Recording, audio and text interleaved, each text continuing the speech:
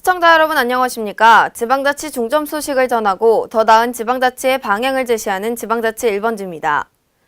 지난 6일 전주시청에서 건물에너지 효율화 사업 현황 및 개선 방안을 위한 전주에너지 전환 시민포럼이 개최됐습니다. 이번 포럼은 에너지 전환의 필요성을 파악하고 에너지 전환 정책에 대한 제안 사항을 공유하는 시간을 가졌습니다. 김승균 기자의 보도입니다. 건물에너지 효율화 사업 현황 및 개선 방안을 위한 전주 에너지 전환 시민 포럼이 전주시청에서 열렸습니다. 도시 에너지 전환을 위한 태양광 발전 확대 방안을 기본 골자로 한 이번 시민 포럼은 국내외 태양광 발전 현황과 에너지 전환 정책 동향을 살피고 이에 대한 대안을 마련하기 위한 자리입니다. 오늘 열린 시민 포럼에서는 에너지 전환의 필요성을 파악하고 관련된 사례를 살펴보며 에너지 전환 정책에 대한 제안 사항을 발표하고 공유하는 시간을 가졌습니다. 또한 이러한 정책이 전주시에 어떤 영향을 미치고 건물 에너지 효율화 사업에 대한 보완점은 어떠한지 의견을 나누었습니다. 이날 포럼을 바탕으로 전주시는 에너지 안전도시 실현을 위한 조직 구성과 함께 관련 사업에 대한 예산을 조율할 예정입니다. 에너지 지원 사업 관계자는 전주시의 에너지 전환과 자립을 위해 에너지 효율화 사업에 대한 구체적인 지원 방안이 마련돼야 한다면서 초기 논의 과정부터 민관이 함께 참여해서 사업에 대한 밑그림을 그려나가도록 준비하겠다라고 말했습니다. K랜 김승균입니다. 연령별 인플루엔자 예방 백신 무료 접종이 올해 처음으로 시행되는데요. 지난해와 달리 연령에 따라 접종 기간에 제한을 두고 홍보 기간도 짧아 대상자들이 헛걸음을 하는 등 혼란을 빚고 있습니다. 김성지 기자의 보도입니다. 올해 무료 독감 예방 접종이 연령별로 나눠 진행되면서 보건소와 지정의료기관을 찾았다가 헛걸음을 하는 등 혼란이 빚어지고 있습니다. 각 시도 보건당국은 예년과 달리 무료 접종에 따른 초기 혼잡을 피하고 백신 수급 불균형 상황을 막기 위해 무료 접종 대상 노인들을 두 차례로 나눠 접종을 진행하고 있습니다. 이에 따라 만 75세 이상은 지난 4일부터 무료 접종이 시작된 반면 65세에서 74세는 오는 10일부터 무료 접종을 시작합니다. 또한 생후 6개월에서 12개월 미만 영아도 지난 4일부터 무료 접종에 들어갔습니다. 다문화 가정 3자녀 이상 자녀, 임산부, 만 50세 이상 유공자, 장애인, 기초생활수급자도 무료 접종 대상입니다. 이들은 오늘 10일부터 접종을 받을 수 있습니다. 반면 무료 접종 대상자를 제외한 일반인들은 일반 병의원에서만 유료 접종이 가능합니다. 병의원에 따라 다소의 차이는 있지만 3만 5천 원에서 4만 원 정도의 비용이 들며 보건소에서는 유료 접종을 하지 않습니다. K랜 김성지입니다. 지나치게 쉬운 평가, 이른바 물면허 취득으로 교통사고율이 증가하면서 교통안전에 빨간불이 들어왔습니다. 또한 현행 운전면허 제도는 정신질환자 등이 손쉽게 면허를 취득해 이들에 의한 사고도 해마다 증가하고 있습니다. 유희건 기자의 보도입니다. 운전면허 시험 간소화 이후 운전 미수구, 물면허 취득자가 늘면서 교통사고에 대한 우려가 높아지고 있습니다. 특히 현행 운전면허 제도 아래서는 정신질환자 등이 손쉽게 면허를 발급받을 수 있어 이들에 의한 사고를 막을 길이 없습니다.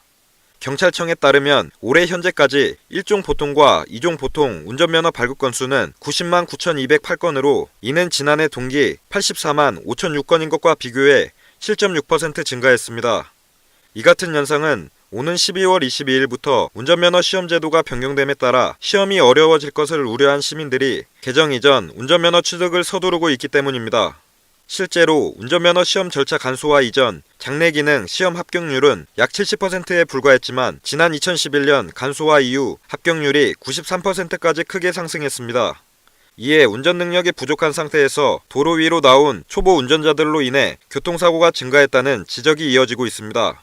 또 정신질환을 앓고 있는 사람이 병력을 감추거나 명의를 도용해 운전면허를 발급받은 건수가 지난 5년간 전국적으로 812건이 발생, 해마다 증가 추세를 보이고 있습니다. 하지만 도로교통공단은 병력이 의심되는 신청인을 확인할 수 있는 제도나 방법이 마련돼 있지 않아 정신질환자 등에 대한 운전면허 발급에 구멍이 뚫려 있습니다. 특히 시력, 색각, 청력, 운동능력 등의 신체검사만 할 뿐 정신질환의 유무는 판별할 수 없는 상태이며 이에 당사자는 병력을 숨기고 면허를 취득하는 부정행위가 빈번히 일어나고 있습니다. 한편 운전면허 시험은 12월 22일부터 현재 730문항이던 문제은행이 1000문항으로 늘고 평가 항목이 2개였던 장내 시험은 7개로 주행거리는 50m에서 300m로 변경됩니다. K랜 유희광입니다. 광주광역시가 지난 7일부터 9일까지 광주 김대중 컨벤션센터에서 의료산업을 활성화하기 위한 시니어 의료산업 박람회를 개최했습니다. 올해 12회째를 맞는 이번 전시회는 현재 국내 친고령 의료산업의 최신 흐름과 향후 발전 방안을 모색했습니다. 특히 광주시 5대 주력 산업으로 육성 중인 생체의료 소재 부품 관련 40여 개 업체가 대거 참가해 지역 의료산업 성장 동력을 한눈에 볼 수 있었습니다.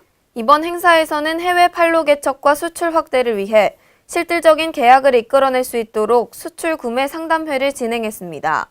중국, 미국, 말레이시아 등 16개국에서 50여 명의 해외 바이어를 초청해 1:1 맞춤 수출 상담을 주선했습니다. 또한 전남대 조선대병원 등 종합병원과 의료기기 업체 간 상호 매칭 구매 상담회를 열어 병원의 지역기업 제품 구매 경쟁력 강화와 기업의 판로 확대를 지원했습니다. 특히 이번 박람회는 의사회와 치과의사회, 한의사회 등 다양한 의료단체의 보수교육과 학술 행사도 다양하게 열렸습니다. 오는 11월 공사가 마무리되는 예산 당진 공업용수도의 안정적 운영을 위해 충청남도가 당진시와 예산군 K워터와 손을 맞잡았습니다.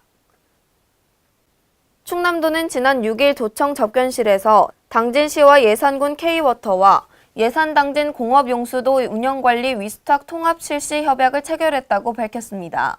예산당진 공업용수도는 당진시 신평면에 위치한 아산 공업용수도에서 예산 일반 산업단지까지 62.4km의 관로와 가압장 2개소, 배수지 7개소 등을 설치하는 사업입니다.